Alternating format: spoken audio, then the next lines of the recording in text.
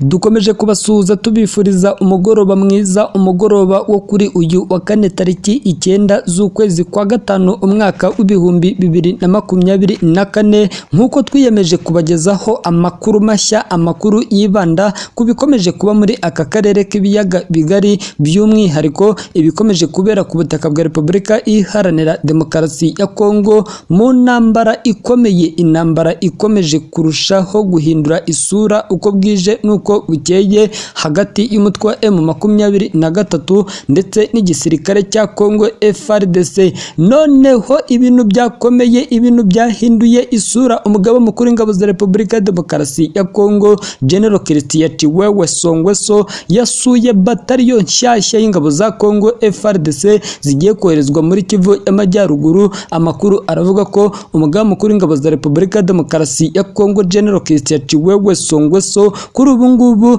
ari mu mujyi wa Rwumbashi, aho yiteguye kohereza itsinda ry'abakomando badasanzwe bagiye gufatanya n'ingabo za SADC mu kurandura inyeshyamba z'umutwe wa M23. Amakuru akomeje gushyirwa ahagaragara n'ibinyamakuru bigiye bitandukanye, n'ubutumwa bukomeye cyane, n'ubutumwa bwatanzwe n'umugaba mukuru w'ingabo za Repubulika ya Demokarasi ya Kongo General Christian Chiwewe Songweso wasuye batayo nshyashya y'ingabo za Kongo FARDC zigiye gufatanya na SADC mu kwirukana burundu inyeshyamba z'umutwe wa M23. Ni ubutumwa yatanze, ari nako mu rukerera rwo kuri uyu wa kane hongeye kumvikana icyiswe umukutano, hongeye kumvikana icyiswe amabombe mana y'isi n'ijuru. Mu hera mu rukerera ibintu byakomeye, ibintu byahinduye isura, kuko urugamba rwongeye gufata intera ikomeye cyane. Ingabo za Tanzania, ingabo za Malawi, ingabo za Afurika y'Epfo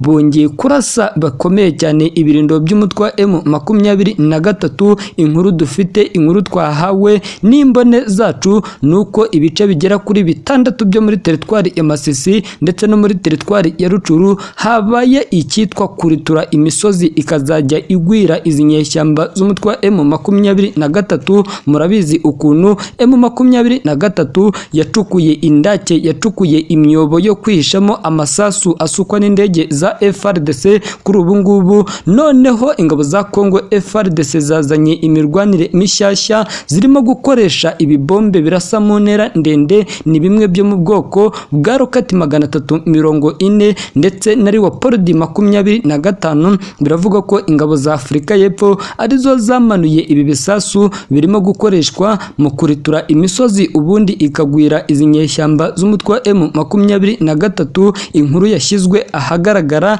na M23 biciye muri Liyetona Uwiringoma uvugira izi nyeshyamba za M23, yavuze ko M23 yamaganye yivuye inyuma ibitero bikomeje kugabwa n'ingabo za Kongo FARDC. By'umwihariko mu gitondo cyo kuri uyu wa kane yavuze ko M23 yibasiwe ibwo yasukwagaho ibisasu n'igisirikare cya Kongo FARDC, ndetse ibi bisasu bikaba byatumye abaturage bapfa abandi bakava mu byabo. Aya makuru yagiye ahagaragara nyuma y'uko ingabo za Repubulika ya Demokarasi ya Kongo hari haciyeho amasaha makeya zitangaje ko M23 irimo iragerageza kwinjira mu mujyi wa Sake. Mu nkengero zaho hari abarwanyi benshi b'umutwe wa M23, maze ingabo za Kongo FARDC zihita zitegura operasiyo ikomeye cyane zifatanyije n'ingabo za Tanzania ndetse n'Abarundi.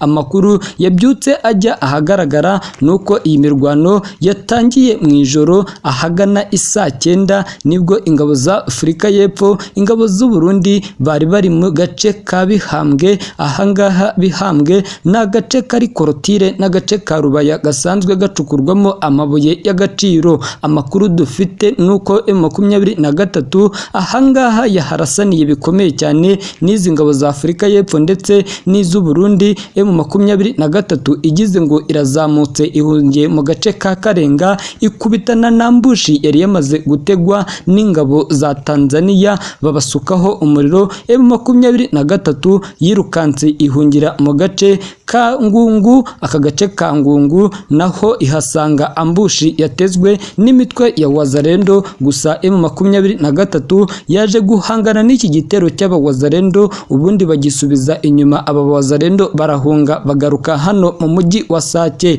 Byahinduye isura mu masaha ya saa 12 za mu gitondo mu gace ka Kera. Agace ka Kera kari hafi n'agace ka Bunu. Aka gace ka Bunu kegereye neza umanutse uturutse mu bibaya aho uburimo urinjira mu nkengero z'umujyi wa Goma, ni mu gace ka Ndungu. Aka gace ka Ndungu niho habereye ikiswe umukutano, niho habereye ikiswe kurasana, kuko ibitero byose byari byakozwe. Ingabo za Sadeke zari zisuganyije ziri hamwe, ubundi baharasira M23 irahunga irirukanka. Abarwanyi bayo benshi bahungiye mu gace ka Mushaki. Aka gace ka Mushaki dore ko ari agace kamaze iminsi nta mirwano irimo irahabera. Iyi mirwano ikimara kurangira, hari inkuru yahise ijya ahagaragara yuko batayo nshyashya y'ingabo za Repubulika ya Demokarasi ya Kongo FARDC ziteguye koherezwa muri Kivu y'Amajyaruguru mu kujya guhangana n'imitwe M23. Aya makuru tukiyamenya twagerageje kuyacukumbura, hahita hasohoka inkuru yashyizwe ahagaragara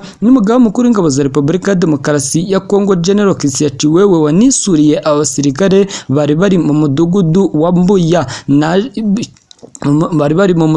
wa Mbuya. Mu magambo yatangaje yavuze ko bizeye neza ko bagiye gukora operasiyo idasanzwe bafatanyije n'ingabo za Sadek muri gahunda ya Sami DRC, aho Sadek niyo yateguye inavuga ko yiteguye gushyira ku iherezo izi nyeshyamba z'umutwe wa M23. Inasaba ingabo za Kongo FARDC gutegura ibikoresho byose, inasaba ingabo za Kongo FARDC kuryamira amajanja, kuko isaha ku isaha ngo bagiye kongera gucumbukura ibitero. Ingabo za Sadeke zijeje abaturage ko zigiye gukora nk'ibyo zakoze 2012. Ingabo za Sadeke zarahiriye kwivugana M23 bitewe no kuba M23 yarishe abaturage basaga 16 mu gihe abandi 36 bakomeretse mu gitero ngo M23 yagabye mu nkambi ya Mugunga. Umugaba mukuru w'ingabo za Repubulika ya Demokarasi ya Kongo General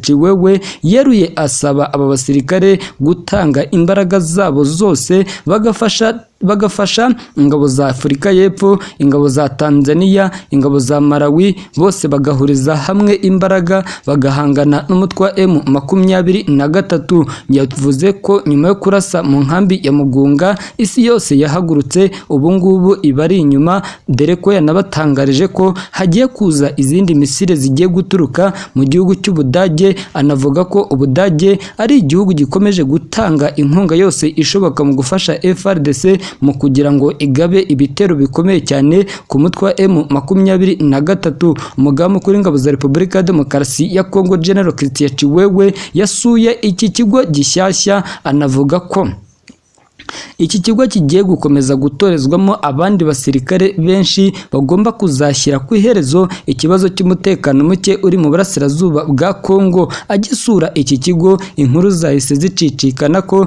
M23 ibyayo birangiye. Gusa M23 nayo mu masaha ya saa 5 yasohoye itangazo ryashyizweho umukono na Lawrence Kanyuka ashimangira ko batateze na rimwe kurekura agace baba barafashe, kuko ubu ngubu icyari gikomeje kuvugwa n'abatari bakeya nuko inkuru yari ikomeje kugarukaho n'ibinyamakuru bigiye bitandukanye ari ibihugu byo ku mugabane w'Uburayi byari byasabye izi nyeshyamba za M23 kurekura bimwe mu bice bafashe, ubundi hagashakishwa ukuntu habaho ibiganiro hagati y'izi nyeshyamba z'umutwe wa M23 ndetse na leta y'Kinshasa. Mu itangazo ryashyizwe ahagaragara n'aba barwanya umutwe wa M23 bavuze ko nta gahunda n'imwe bafite yo kuba barekura agace bafashe, bateguza ubutegetsi bwa Perezida Tshisekedi kuba bagiye kubagabaho ibitero mu gihe cya vuba. M23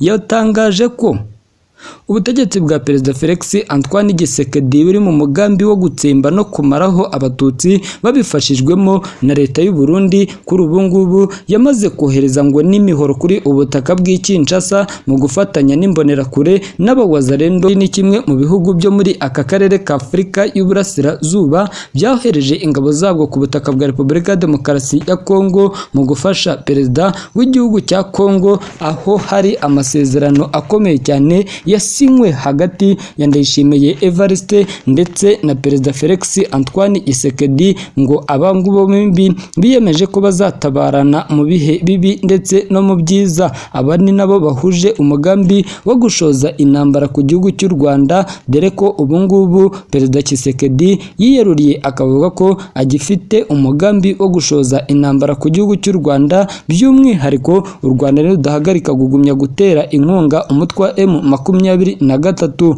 U Rwanda rwahakanye ko nta nkunga n'imwe ruha umutwe wa M23, ahubwo Kongo ko ariyo icumbikiye inyeshyamba z'umutwe wa FDLR zigizwe ahanini n'abasize bakoze jenoside mu gihugu cy'u Rwanda 1994. Inyeshyamba z'umutwe wa M23 ubu ngubu ziragenzura ibirombe by'amabuye y'agaciro ya Rubaya, mu gihe ibinyamakuru bitandukanye birimo kuvuga ko M23 yafashe Rubaya kugira ngo icukure amabuye y'agaciro, igure intwaro zizayifasha mu guhangana n'ubutegetsi bwa Perezida Tshisekedi.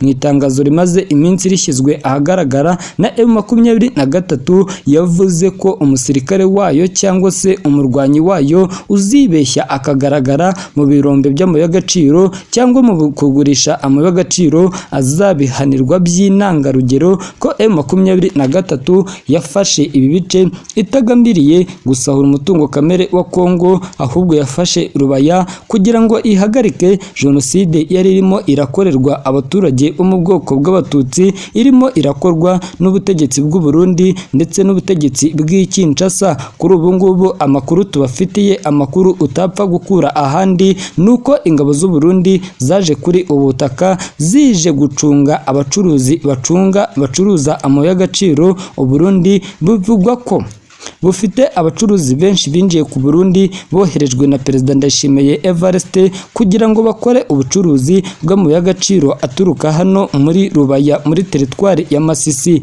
Amakuru twamaze guhabwa na bamwe muri aba bacuruzi nuko amabuye acukurwa ahangaha i Rubaya abakamayunura mu gace ka Ngungu bakayageza Minovo bakamanuka i Bukavu, amwe akurizwa indege andi bakayacisha aho ku nzira y'ubutaka. Ni byashyizwe ahagaragara, anadutangariza ko bamaze kunoza inzira zose bazajya bayicishamo. Gusa M23 muri iyi minsi ikaba yaramaze guhagarika izi nzira nyuma yaho ifatiye agace ka Ngungu, ikanafata ibi birombe by'amabuye y'agaciro, ngo ubucuruzi bw'amabuye y'agaciro niburimo burakunda, ari nayo mpamvu ngo u Burundi bugiye gukoresha uko bushoboye bukongera bugafungura izi nzira zamaze gufungwa n'inyeshyamba z'umutwe wa M23.